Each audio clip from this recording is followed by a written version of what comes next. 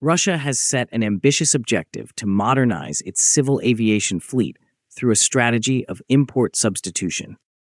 The policy is designed to reduce reliance on Western aircraft manufacturers such as Boeing and Airbus and gradually replace foreign aircraft with domestically produced models.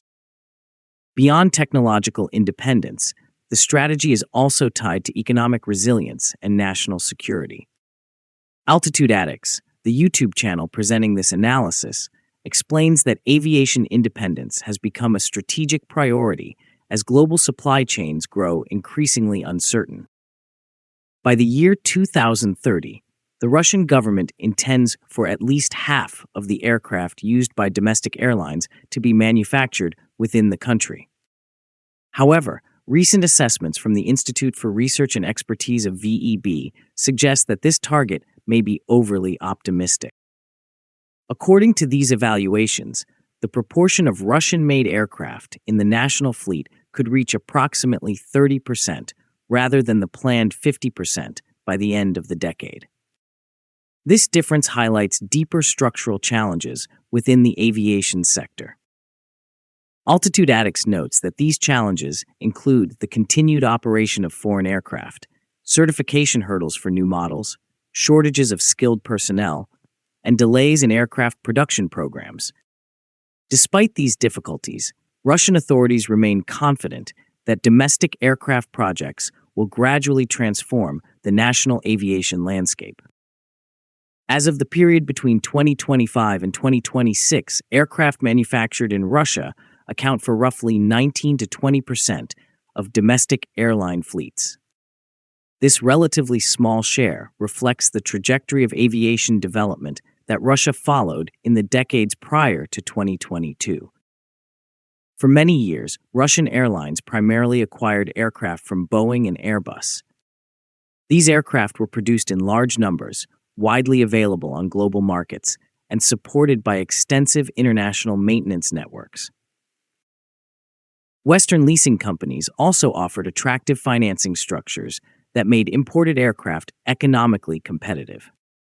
As a result, the majority of aircraft operating in Russian airline fleets were foreign-built, despite the presence of a domestic aviation industry.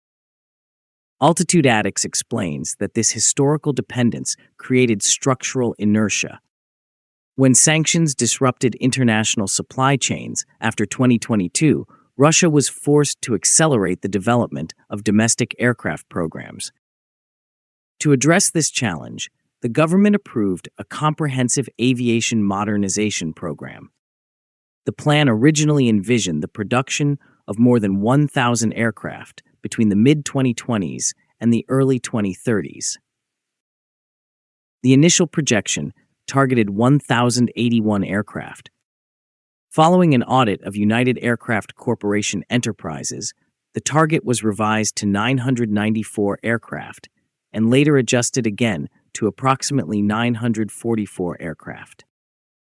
Even with these revisions, the objective remains significant.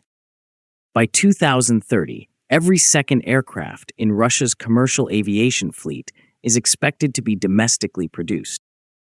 The strategy centers on several key aircraft programs. These include the SJ-100 regional jet, the MC-21 medium-range passenger aircraft, the L-114-300 turboprop for regional routes, and the Tu-214 medium-haul airliner. Together, these aircraft are intended to cover the main sectors of the commercial aviation market.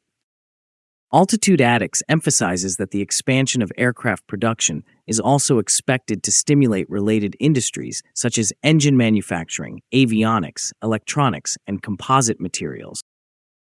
Despite these plans, the pace of aircraft production has been slower than initially anticipated. One of the most significant factors is the lengthy process of aircraft testing and certification. Modern passenger aircraft must undergo extremely rigorous testing to guarantee safety and regulatory compliance. Any change in aircraft design or onboard equipment requires additional evaluation and approval.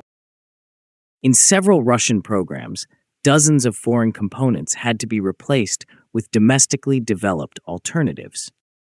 For example, More than 80 foreign systems were substituted in the MC-21 program after sanctions disrupted international supply channels.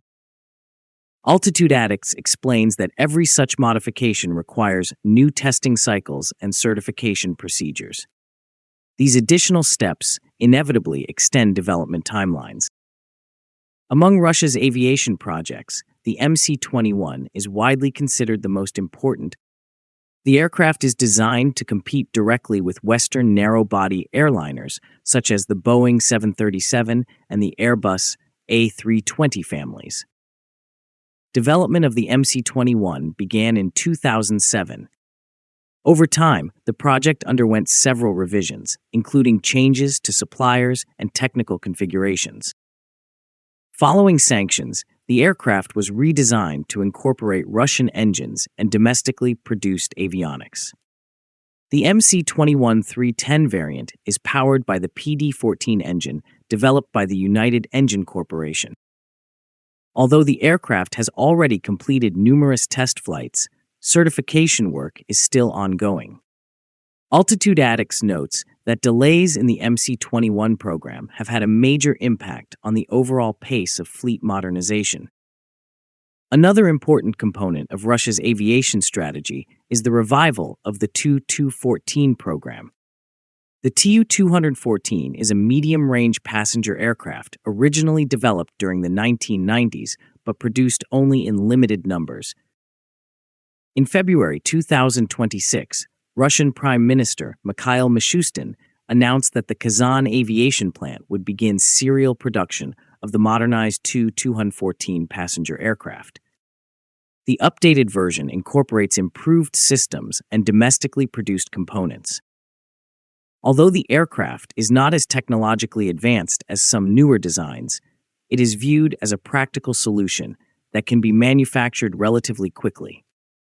Production plans indicate that the Kazan plant could eventually reach an output of approximately 20 aircraft per year. However, the aviation industry faces additional constraints beyond certification. One of the most pressing issues is a shortage of skilled labor. Producing modern aircraft requires thousands of engineers, technicians, and specialized assembly workers. Factories involved in new aircraft programs must recruit and train large numbers of additional employees. Altitude Addicts reports that facilities such as the Irkutsk plant producing the MC-21 are already planning major workforce expansions. Industrial infrastructure modernization is also necessary, including new equipment and updated production lines. Another reason domestic aircraft shares remain lower than expected is the continued operation of foreign aircraft in airline fleets. Many analysts initially believed sanctions would rapidly ground Western-built aircraft. Instead, airlines extended the service life of existing fleets by using stored spare parts, refurbished components, and parts recovered from retired aircraft. This approach allowed carriers to keep a substantial number of foreign aircraft operational. Altitude Addicts notes that some airlines have even returned older aircraft to service to meet passenger demand. This has further delayed the pace at which domestic aircraft replace foreign models. Despite these complications, Russia's aviation sector has maintained relatively stable passenger traffic.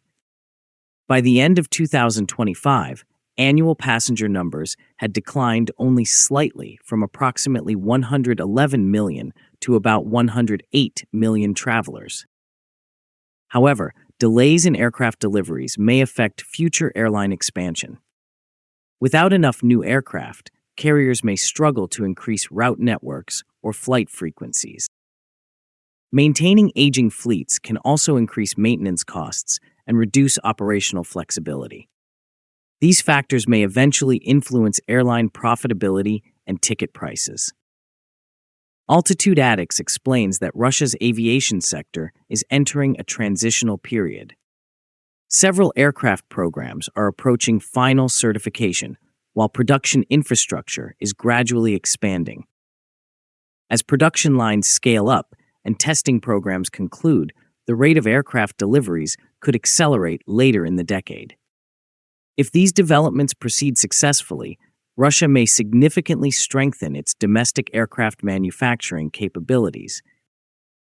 In the long term, improvements in aircraft pricing, operational support for airlines, and production efficiency will be essential. Altitude Addicts notes that Russian aircraft must demonstrate performance and reliability comparable to international competitors. Even if the exact targets for 2030 are adjusted, the ongoing transformation of the aviation sector is already evident.